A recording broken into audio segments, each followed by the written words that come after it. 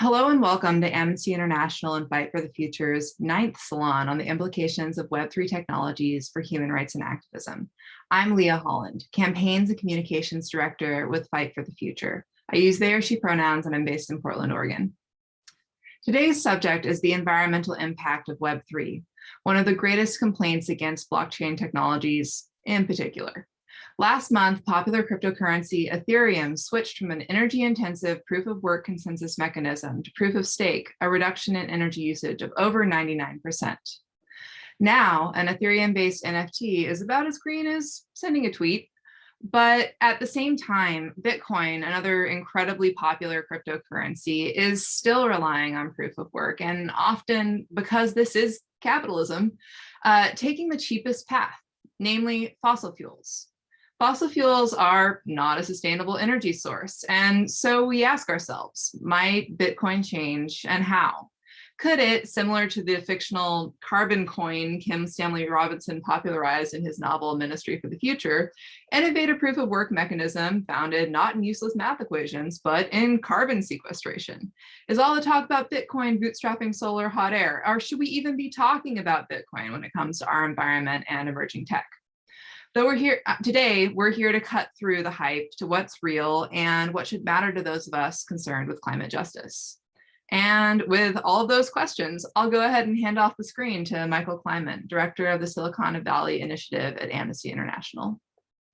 Hi, everyone, and thank you guys so much for joining today. Incredibly excited for this panel as it touches on such a pressing issue, both when it comes to the ongoing climate crisis and crypto in general. And today we have a phenomenal panel. We're joined by Chris Eaton, who's the content director at Greenpeace USA. He uses he, him pronouns. And the topic that Chris is going to speak on is how Bitcoin is providing a lifeline to dirty coal and gas operations and the emerging network for a green Web3. Then we'll hear from Kelsey Breseman, the Civic Science Fellow at the Environmental Data and Governance Initiative. Kelsey uses she, her pronouns, and she will speak on the topic of Web3, resilience of critical environmental governance information, and the environmental justice impacts thereof. And last but certainly not least, we have Nick D., CoinDesk's managing editor for global policy and regulation, covering regulators, lawmakers, and institutions. Nick uses the pronouns he, him, and will speak on regulatory concerns and pushback, as well as the industry response to the question of crypto and its environmental impact. And with that, I will pass it over to Chris. Thanks so much, Leah. Thanks so much, Michael. I want to share my screen.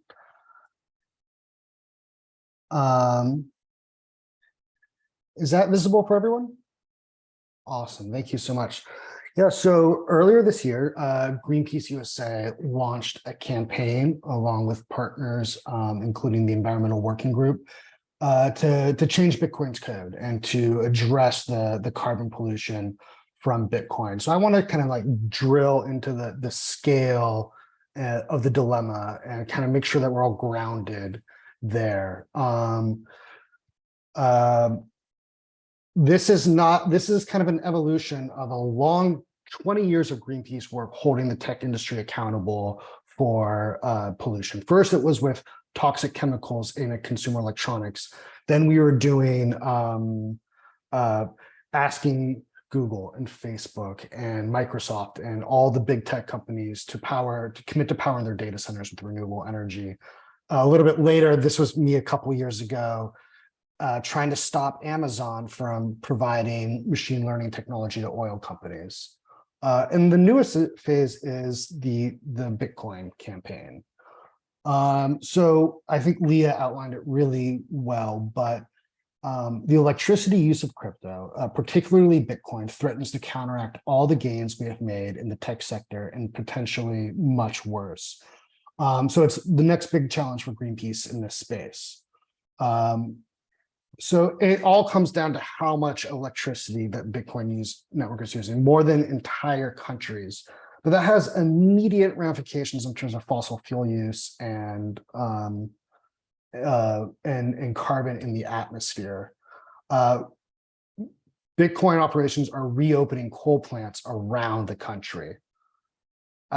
Everyone who's interested in this space should really go read the Sierra Club and Earth Justice report on proof of work cryptocurrency and mining and the climate crisis. It's really good.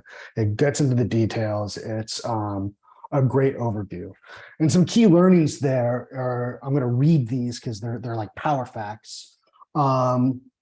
In the year prior to July 2022, Bitcoin consumed an estimated 36 billion kilowatt hours of electricity, which is as much as the electricity consumed in Maine, New Hampshire, Vermont, and Rhode Island put together in the same time period. And that added up to an excess carbon pollution of 27.4 million tons of carbon dioxide, or 3 times more than the largest coal plants emit in the United States. And at least one estimate suggests that US-based Bitcoin miners are already responsible for 1/4 of the global greenhouse gas emissions caused by Bitcoin miners. So this is in a way a US problem for that US environmentalists and tech accountability activists need to be thinking about. Michael Thomas, a journalist, just kind of did a great Twitter thread that kind of broke down where a lot of these coal plants are. But coal plants have been directly reopened or kept open in Pennsylvania, Montana, North Dakota, Kentucky, and there's another one coming in Indiana. And I just want to remind people like what's at stake with burning coal and with burning fossil fuels. With particularly with coal, but with all fossil fuels, there's immediate environmental justice concerns. This is air pollution, poisoning people's communities and causing health issues in the when you immediately burn carbon fossil fuels. And then each degree of warming produced from burning carbon means stronger storms, deadlier heat waves, and faster rising seas. We are in an all-out race to get off fossil fuels and transition to energy efficiency and renewable energy to power our society. Additionally, there's some important things to remember, like Bitcoin is straining utilities and grids, like in Texas, and pushing increased demand for more fossil fuels, because most Bitcoin mining operations, actually, they don't own a coal plant. A handful do, like I just showed, but most are buying electricity directly to the grid, from the grid indifferently, and that's pushing demand from those utilities to keep additional fossil fuels burning. Other operations are just pulling up mining rigs and ASICs to gas wells that could be capped, but keeping them open by burning excess fossil gas. This crew might be pretty familiar, but it might be worth kind of looking back at what is proof of work and why it needs to use so much electricity. And it's because essentially miners are racing to guess numbers, and the blockchain rewards miners that are guessing millions of with millions of submissions per second with newly minted Bitcoins. So all those calculations to guess how to complete the next block on the blockchain, it's just using mass amounts of electricity. And when you add all that up, it's more electricity demand than a mid-sized country. So our campaign in the emerging network, one thing we're asking is for Bitcoin to change the code. Ethereum did it. We're not saying that the Bitcoin network needs to change to proof of stake. We're saying it needs to change. And we want the entire network, the entire community to start thinking, how are we going to change? Is it going to be proof of stake? Is it going to be some other consensus mechanism? What is the Web3 technology that we want to move forward and break away from this insane waste in electricity use?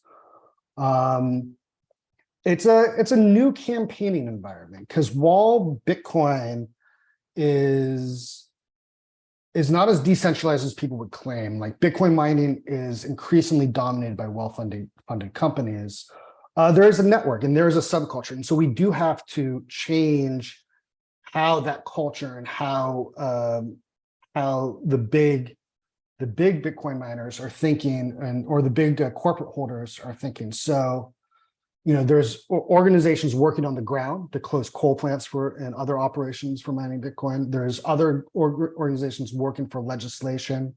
Greenpeace is working corporate angles and trying to move big corporate investors to support a change in code and invest in a change in code.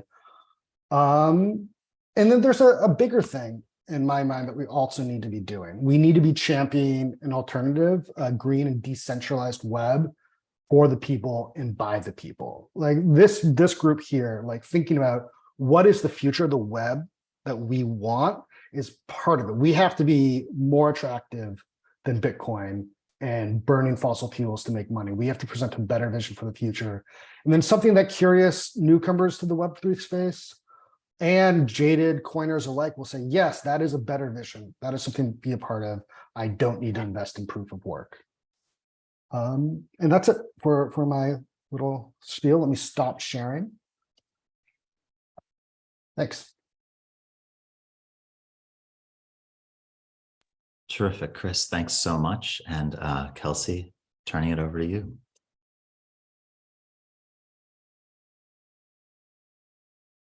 Thank you. Let me get this in order. So, a pretty different angle on this. I want to do a brief introduction to say I'm coming from a number of different angles when I look at this space. I'm a grassroots organizer in my unpaid time for universal healthcare, as well as spending my paid time working on environmental justice. And specifically, I work at a nonprofit that looks at the United States environmental governance and essentially says, hey, how come this is not going better? How come if we are supposed to create these much better visions of equity or clean air or clean water as the Act's names promise, how come we don't have that? And how come we don't have that in an uneven way? So I come into this from the background of joining the Environmental Data and Governance Initiative when it was about 1 year old or so. This came into existence as a reaction to Trump's election. There was a lot of concern that there might be deletion of some of the critical data sets that we need to understand the harms that are occurring, as happened when Canada had a conservative elected and removed some of the data. So we originally started looking at distributed web and Web3 because we were concerned about data resilience. And there was this brand new thing that was saying, well, what if people stored it? What if the more you used it, what if all the scientists who use this sort of data could keep it on their hard drives and share it in a way where everybody knew that it was the same one, that it was unaltered, that it was the real one that came from the same source.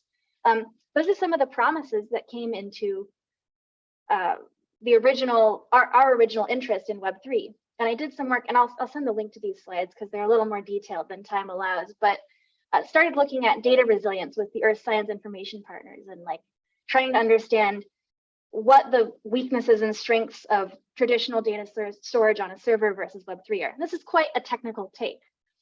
When we started looking at this more, we also started having, because EDGI is super interdisciplinary, we also started having these conversations with some of the more justice-oriented scholars who were saying, well, wait a minute, does this actually do what it politically promises? Does it actually decentralize control? What are the costs of this? What are data monopolies? What are we achieving here? What are the people in this space who are designing it? What are they talking about? And what's actually happening from the technology? And I think this is a really interesting continued conversation because there is a dichotomy between the people who are talking about political change, like there are multiple communities involved in Web3 or the decentralized web that are doing quite different things. So the version of Web3 that I'm looking at, we're not interested in Bitcoin. We're interested in storing data in resilient ways. And not all types, like Chris mentioned, Ethereum and Bitcoin have really different back ends, and they don't match in terms of their energy usage. But the ordinary person looking at this space is all saying, well, that's all blockchain, right? And so there's this challenge of trying to understand this technology in a timely way such that we can influence it when it's still influenceable.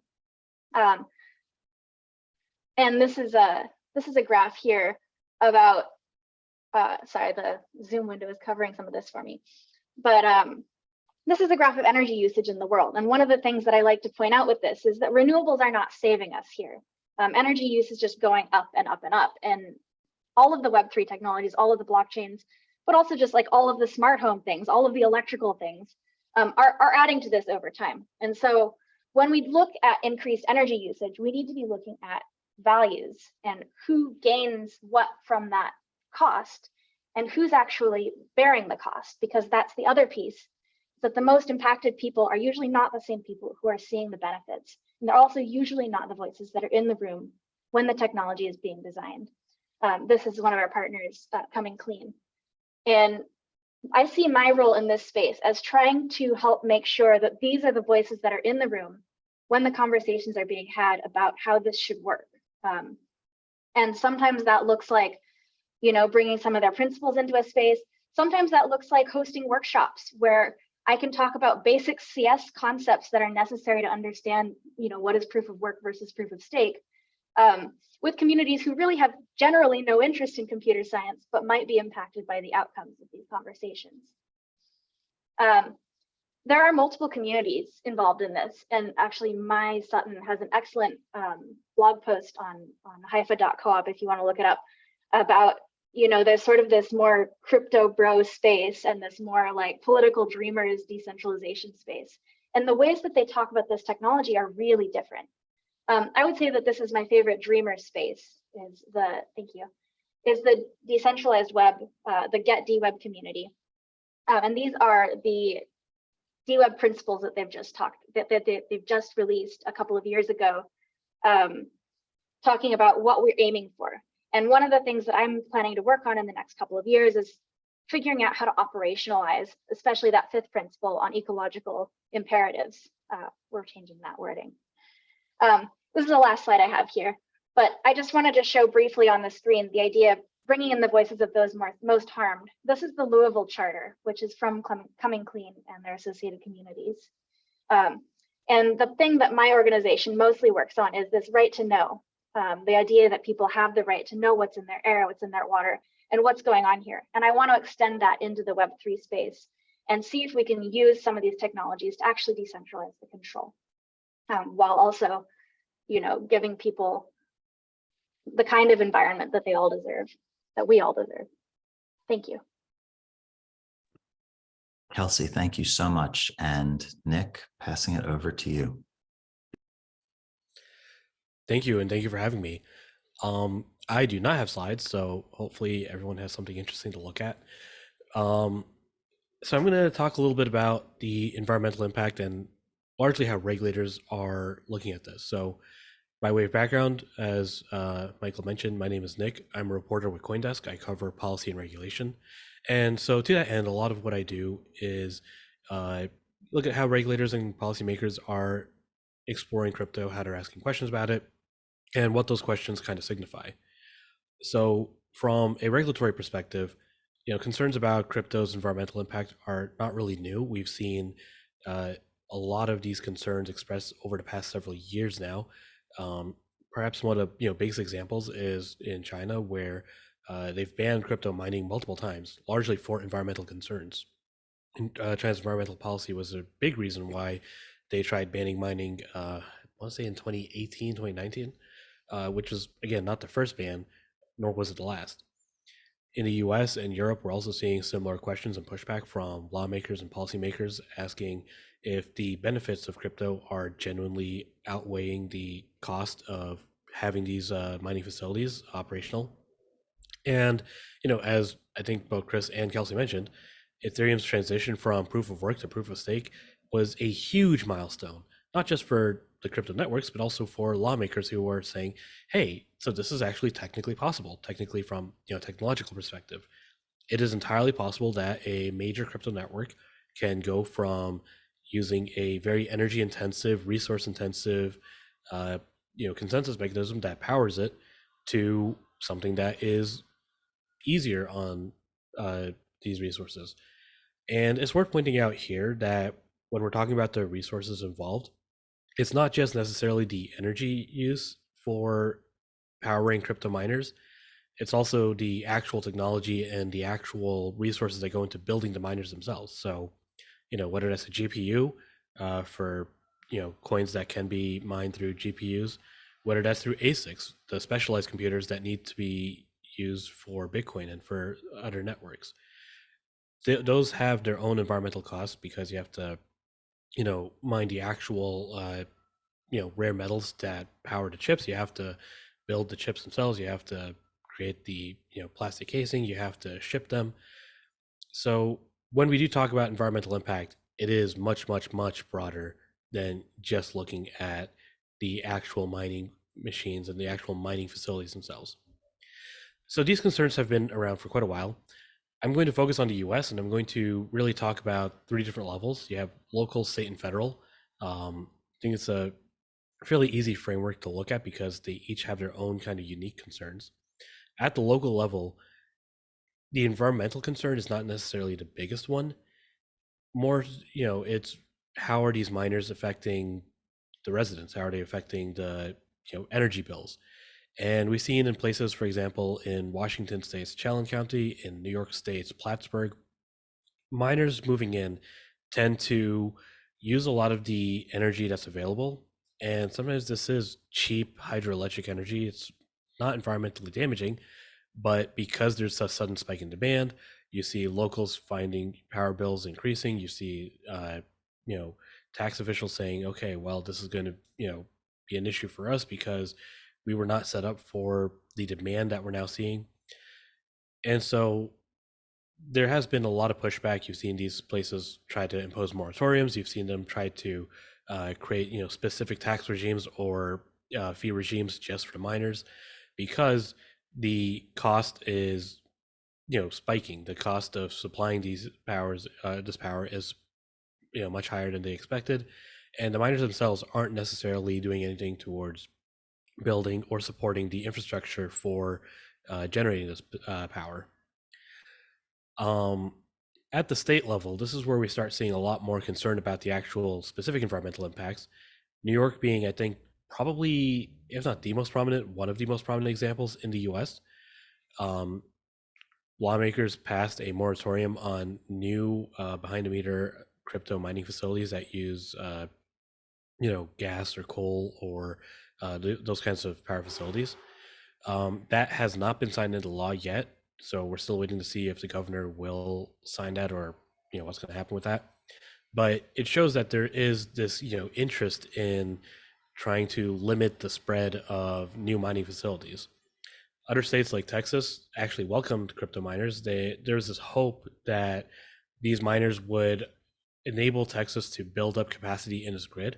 And then if there is a, issue, for example, the deep freeze that we saw in Texas a few years ago, this last summer's, heat wave, that the miners would be able to shut down, that the excess power would be able to, go back to the grid to support the actual residents who need it for, air conditioning or for heating or for whatever they need. That's still kind of happening. I don't know if we've seen any of this actual demand or actual capacity being built. I know that ERCOT, Texas's power grid supervisor, is kind of putting a pause on this, so to speak. They haven't seen the results they wanted yet. So we'll come back to this in a minute, but it is one of the ways that, we're seeing miners kind of interact. At the federal level, we're seeing mostly questions from lawmakers. They want to know what the impact looks like. And unlike the state and local officials, they do, they have the ability to focus more on the actual environmental question, outside of and looking away from the immediate, residential impact. So we've seen letters, for example, from Senators Elizabeth Warren and Ed Markey, as well as Representatives Jared Huffman and Rashida Tlaib, asking miners about, just how they're operating, what kind of energy demands they require, and what that impact looks like. We also saw a White House report just a few weeks ago that was looking at the environmental impact and just trying to analyze it. Didn't really come to any specific concrete conclusions. It was just saying, all right, well, here's what this looks like. Now, the industry response has been to point to things like the capacity or the possible ability to build capacity, to the fact that miners can take advantage of stranded or otherwise wasted energy, to look at things like methane flaring and how miners can use that. And so it does kind of feel like the industry is feeling defensive about this. What I haven't seen necessarily is a actual full-blown dialogue between lawmakers and regulators and the industry. So it kind of feels like they're still talking past each other. But for sure, this is going to continue, I think, being a growing concern, growing industry, and we'll see what that results in. And I think I'll turn it back to you, Michael. Terrific. Guys, thank you so much. That was fascinating. And we'll now turn it over to questions and answers. Just to repeat something that Leah put in the chat, anyone who has questions, please feel free to either put them in the chat or using the Q&A function at the bottom of the screen. And Leah, would you like to ask the first question? Yeah, absolutely. We have a whole bunch of really great questions listed on the back end that I'm looking at right now. And I think maybe I'll start by asking Chris, and I think this is just coming at this from the activist perspective, and finding this question really interesting. So Chris, how do you target or organize around an entity like Bitcoin that doesn't have a centralized structure, as it were? The Bitcoin claims to be very decentralized and thus have many different folks holding power, although obviously you disputed that a bit in your presentation. So who are you targeting with this campaign? Who do you think needs to be making the decisions to move, and how are you pushing them towards that?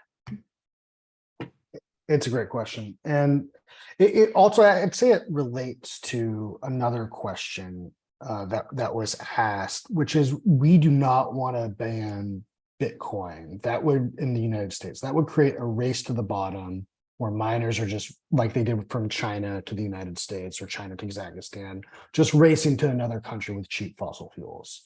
We really think changing the code is the way to really demand efficiency standards like we would with any other technology is the way forward. And I think there's kind of three ways that we can move the network. It is decentralized. It has its consensus, decentralized decision-making mechanisms. And one is transparency. We do need laws and regulations, and first and foremost, that should demand that Bitcoin miners are reporting their electrical use and their emissions. And all companies should have to do that, but including Bitcoin miners. The second thing is culture change. Like, this is the hard one. Bitcoin miners will say, you can just go fork the code yourself. Why don't you just submit your own code to fork it, and we'll see how it does. And they know full and well that at this stage in the game, that would fail. Like there was a fork in 2017 where the non-Bitcoin, I think it was called Bitcoin Cash, was forked off and didn't do well. And so we actually have to say, no, we are asking the community, everyone, to actually start thinking critically about your fossil fuel use and about your electricity use, and to build consensus with the entire community to do that. I think we're having conversations about that is important. And I think there's also starting to move big players. And this is where the corporate campaigning is coming in. We want big players like Fidelity, who invests in a lot of Bitcoin through its retirement investments, like Block, Jack Dorsey's company, that has a lot of Bitcoin investments and sees a big future for the technology. And also emerging consumer brands. MasterCard last week said it wanted to develop a Bitcoin integration for consumer use. And we think, though, if those companies that have standing climate policies want to do this, they need to invest in how do we change Bitcoin. They need to be leading the research, and they too need to be bought into moving Bitcoin in the right direction. And that's the start. So we first need to move some big players. We're hoping, it's people profiting off this industry. It's their job to invest in solutions. It's not Greenpeace, the advocate's job. We need to force them to say, hey, we have to change, and we have to put money behind changing.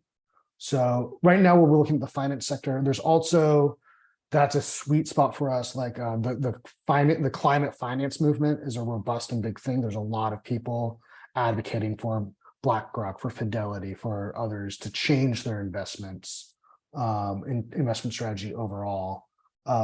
And so we see that as kind of bringing together some tech accountability and climate finance activism to put pressure there.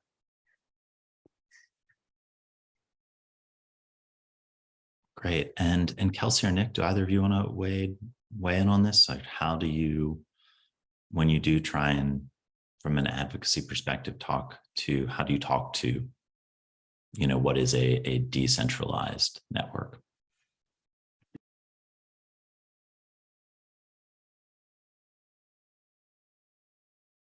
I guess I'll just quickly say that, since my perspective is as a journalist, I don't, I don't really come at this from like an advocacy perspective.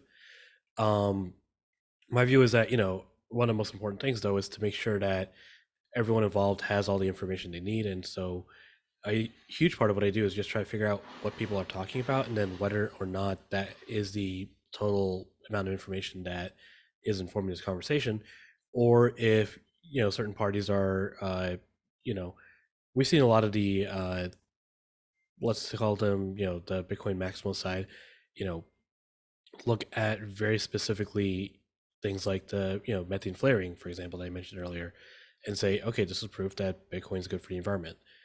And that kind of is, it's not a full conversation. It's just part of what's happening. So, to me, I think the really important part is just making sure that, there's a wealth of information out there, crypto in particular. All of it's available online. All of it's available if you can, take the time to dig into it and take a look at what's happening. Sometimes, the actual source of the energy is maybe, not clear, but it is not as difficult in this industry, I think, to find a lot of the information that you need, or to figure out, what you're talking about. So that, I think, is probably, one of the most important aspects, just to, from, my role in my job's perspective. To that question of sort of, banning crypto in countries. I mean, this is interesting in that it's very explicitly not governed by, governments. And obviously from my work, I have some perspectives on governments and how well they do, but at least there is some oversight there. But I will say that like Bitcoin and crypto get called out as these, anti-government or parallel to government things, but it's not really an accurate assessment because we live in a very corporatist world. Especially after all of the free trade agreements that went through in the 90s, we don't really have government control of much. So it was interesting, Chris, to see that your theory of change is to talk to these power holders of big companies. And I hate that you're not wrong as a theory of change, because it basically, that is the way that we have left, is if we live in a corporatist world with no real strong controls over companies, like they'll just move, same with the oil companies. If we make regulations here that they don't like, they'll just up their operations elsewhere.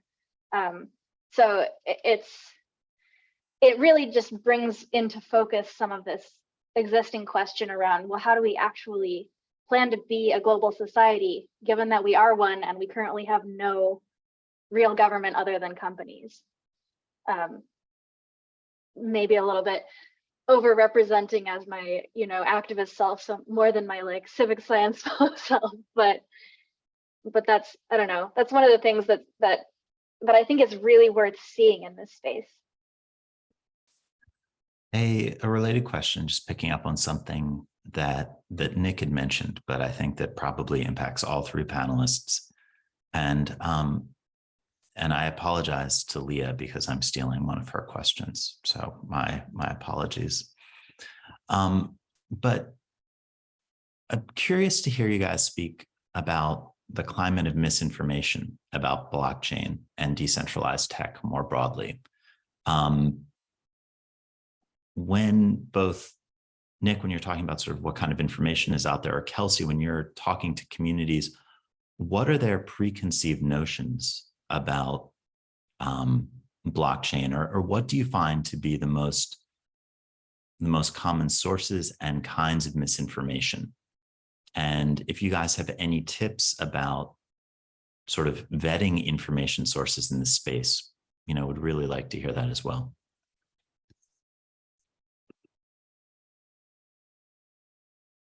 Why don't we go Nick, then Kelsey, and then Chris, if you want to jump in. So yeah, happy to. This is actually a really fascinating question for me because this is not something we've published yet, but this is a report that a couple of my colleagues and I are working on.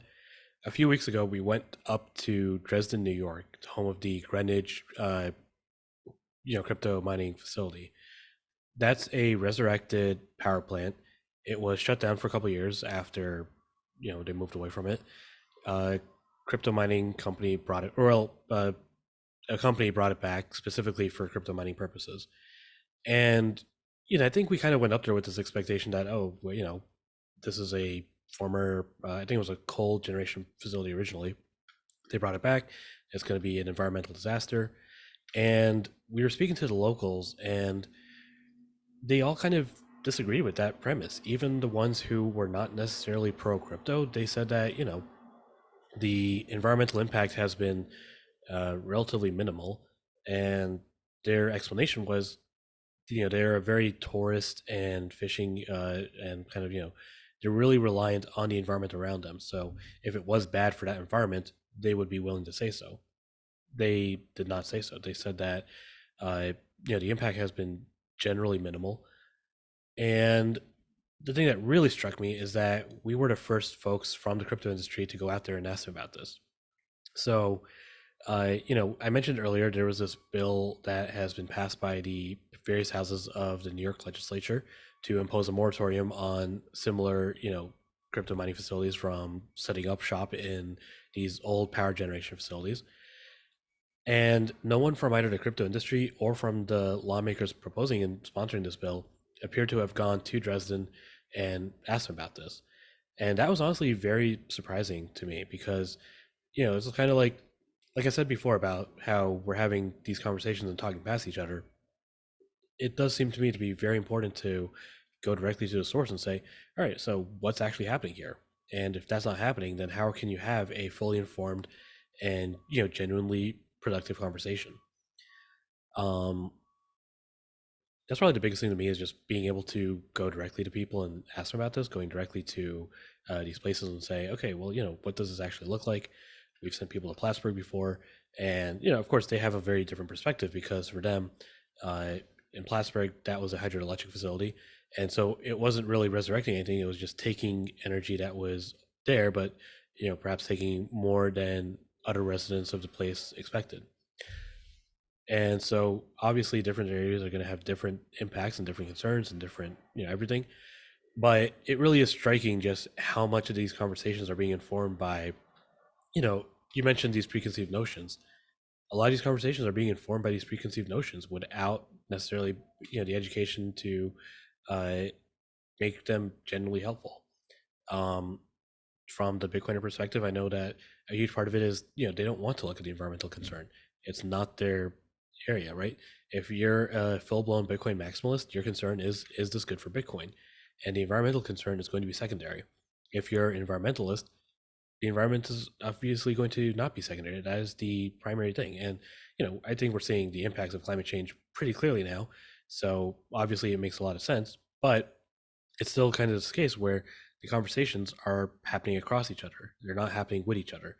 And, it is just very fascinating to watch that play out and realize like, okay, well, I don't know if there's going to be an actual solution because it's not, taking into account the fact that, what you're looking at and what you're talking about is not necessarily the reality that the people who are most directly impacted are going to see or deal with.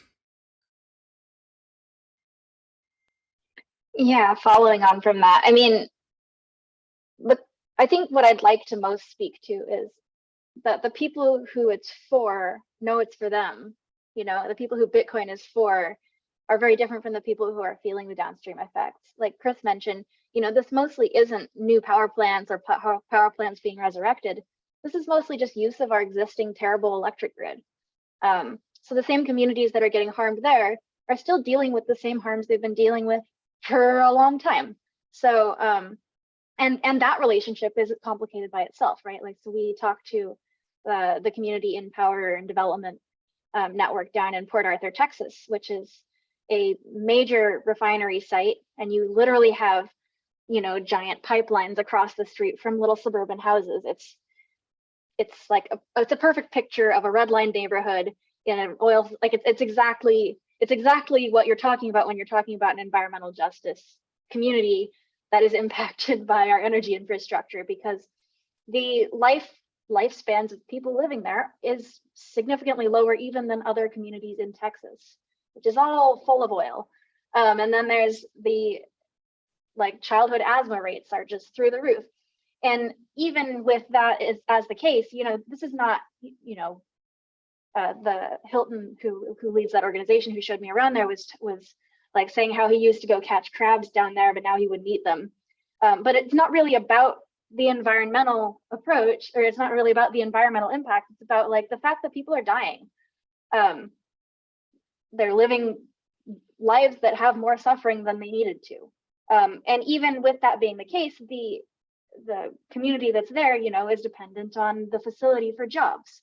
So like it's all part of one big system. And I know that that seems really sideways to the point of Bitcoin, but like my point is Hilton has probably very little to say about Bitcoin or Bitcoin versus Ethereum or proof of stake or proof of storage, or, you know, any of that, because it's really not designed to be interesting to him.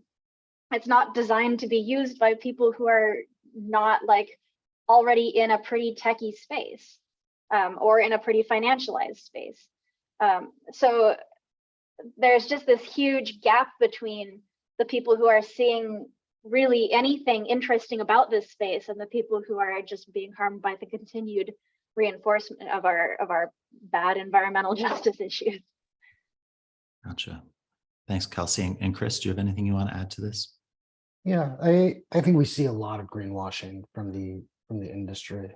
Like the Stronghold mining operation in Pennsylvania is case in point. They're burning waste coal, which is the dirtiest coal there is, an environmental justice disaster. But they say they're remediating because the state has weird rules about trying to get rid of the waste coal. But they're still burning coal, and they're burning the dirtiest coal there is. I think you see similar things with the methane boosters. They're like, we're burning methane, which is worse than CO2. Well, they're still burning fossil fuels, and they're treating it like it's an offset. But in reality, you know, trying to offset your carbon pollution like that is you're still burning carbon. You're still pumping the atmosphere full of planet-killing gas, and then, you know, just claiming it's a little bit better, so I'm the good guy. And then I think as a whole, there's also a good deal of vaporware. Like I hear people talk about landfill methane gas burning to mine Bitcoin, but that's not happening to my knowledge. Like there's no one's actually, someone wants to pilot that, but no one's actually doing that right now. So there's a lot of greenwashing claims from the industry. I feel, especially after the Ethereum merge, a lot of folks are on the defensive, trying to come up with ways to spin what they do as green, and it's just not true.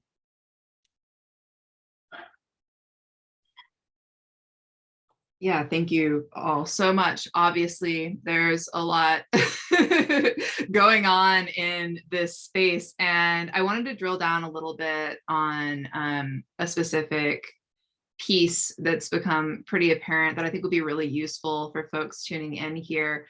Like when Chris talks about misinformation or vaporware or what have you, I wonder like how each of you, and obviously Nick, you as a journalist might have some particular thoughts here, how each of you go about looking at these claims that are being made on either side, like even to the point where like many activists right now are stuck in a circumstance where they are seeing from their community that all blockchain technologies are burning down the planet, and that to even talk about them is dangerous or somehow harmful in terms of our society and our acceptance of blockchain technology. Whereas on the other side, we have dirty coal is actually good for the planet, or what have you. So how do you all specifically kind of vet the information that's being flung across the internet on this issue area yourselves? What are you, where are you looking at? What are you looking at? What questions are you asking? Maybe we could go, let's see, Kelsey, and then Chris, and then Nick. Yeah, there's a lot going through my head. I'm trying to organize my thoughts on that. I worry about accidentally being a shill in this space. And I'm in a pretty different space than, like, blockchain's a whole other thing, right? I'm in data storage. It's usually using crypto tokens that have a different basis than proof of work. Some of them do have a basis in proof of work. So that's pretty interesting to look at. It's also interesting to look at, like, when you're using a new technology, it's really important not to just say, what are the harms of this technology? It's important to say, what are the harms we're avoiding by using this technology, and what are the harms we're creating by using this technology?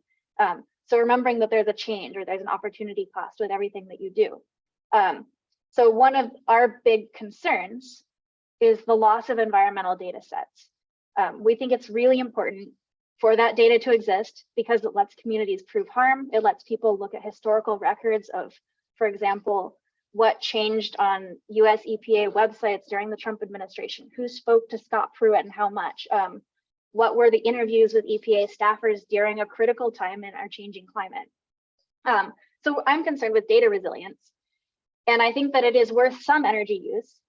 And one of the things that's interesting about that is, of course, I can store that on the existing internet. I don't really want to store it on, like, Amazon servers. They've got their own issues, even though that's industry standard. We're storing it on Internet Archive servers, which are great, but also located on a fault in California. And then there's Web3, which has some accountability structures that can be built into it. So right now I'm in conversation with Filecoin Green, and we're looking at potentially doing a project where we rehome some of our critical data sets onto Web3 using a new tool that they're actively building right now, where you can basically check a box and say, I only want to store this on nodes where they can prove that they are coming from renewable energy. To me, that seems like it's probably doing more good than harm. And what's really interesting is they're able to give us, they said they'll be able to give us a dashboard of energy usage from the nodes that we're using. So we can actually see exactly how much energy we're taking out of the system by making this choice. To me, that looks like novel accountability, because I don't know where Amazon gets all of its energy from for its servers. That's not like public information. It's not provable information. And so being able to see, like, one of the major things about a blockchain technology is that you're actually able to trace it all the way back. Now that's an accountability structure, and that's what makes me hopeful about seeing this technology in this space. I think that's probably enough to say, but I will say I have really conflicted feelings about showing up in this space and as an environmental justice advocate, but I don't think that you fix America by moving to Canada. And I don't think that if all the people concerned with environmental justice leave the Web3 space and don't have conversations with the people who are making it, I don't think you get a better technology. So I'm here and I have a lot of emotions.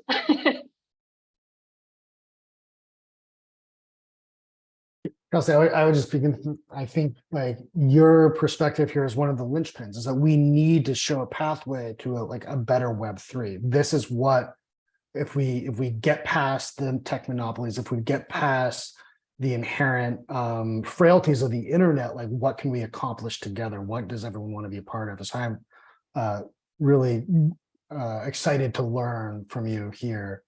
I think for the bigger space,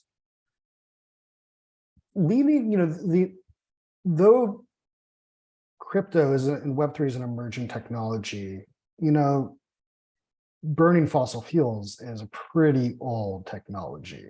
So definitely one of the first things we want to do is, and are doing, is we're talking to locals on the ground, environmental justice communities, about the mining operations, coal burning operations, gas burning operations. We're talking to experts on utilities and learning about how mining is affecting utilities. It's been, to my knowledge, pretty bad in Texas, how much strain it's been on the grid, and how it's increased ratepayer rates. And Nick, I really do want to research the ratepayer impacts we're talking about with the hydropower mining operation.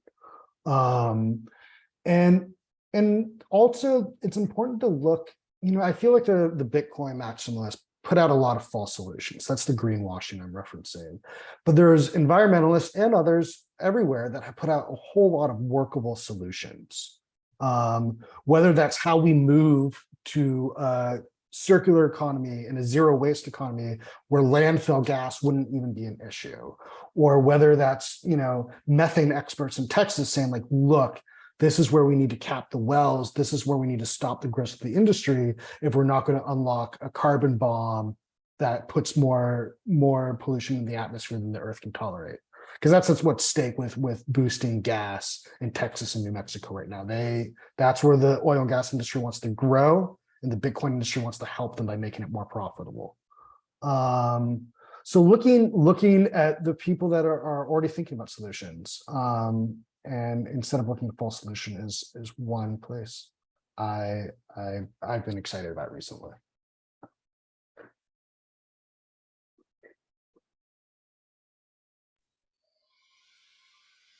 Awesome. And I absolutely agree. I think there's definitely a lot of misinformation put out there. So yeah, I absolutely agree with you, Chris, on some of what we're seeing.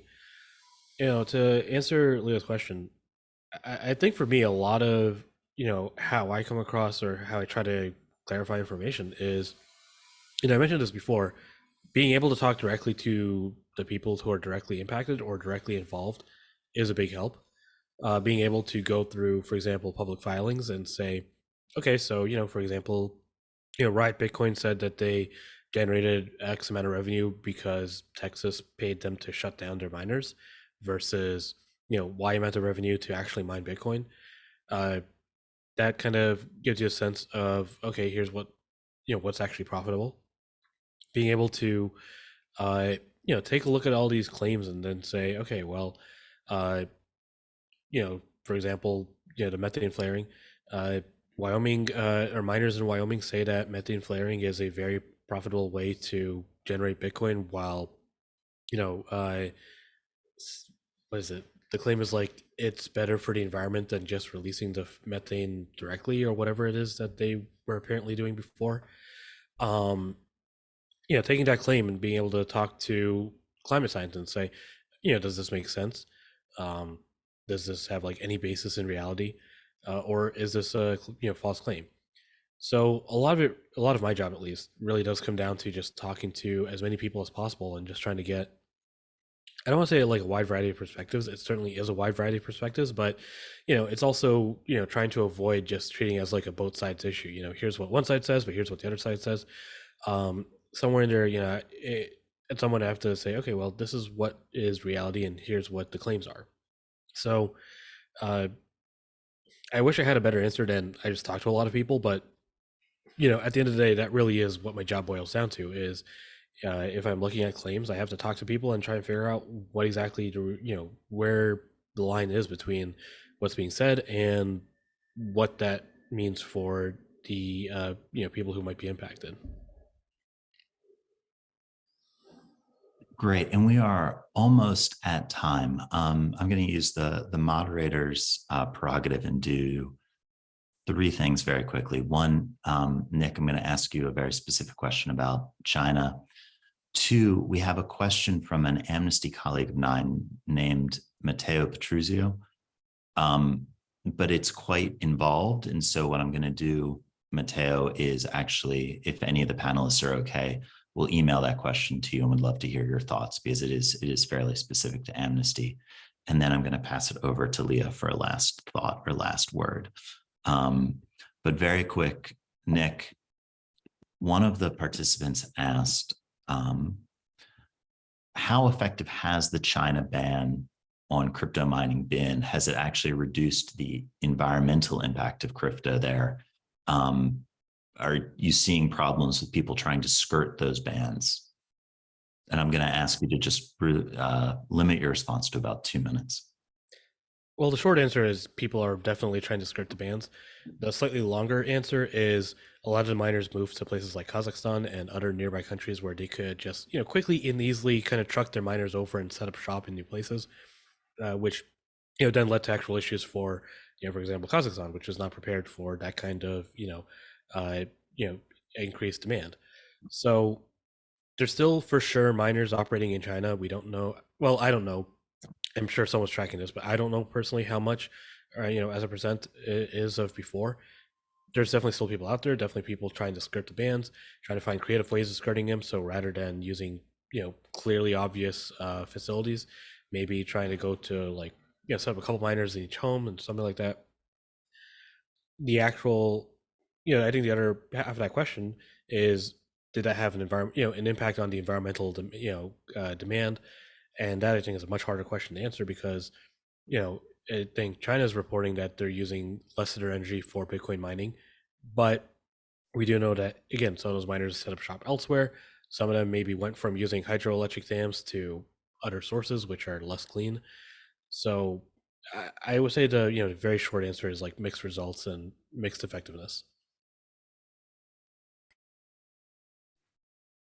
Okay, how to wrap this up, given that there are so many more questions that it would be fantastic to ask you all. This has been a really excellent conversation.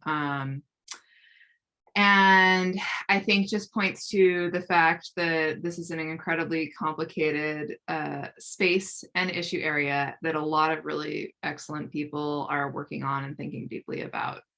So rather than try to do a lightning round with my last question, which is what I really wanted to do, given that we are less than 60 seconds from the top of the hour, I'll just go ahead and thank you all so much and encourage folks to, if you haven't already, please check out web3foractivists.com, where we host all of these videos. There are about to be 9 of them, including this one.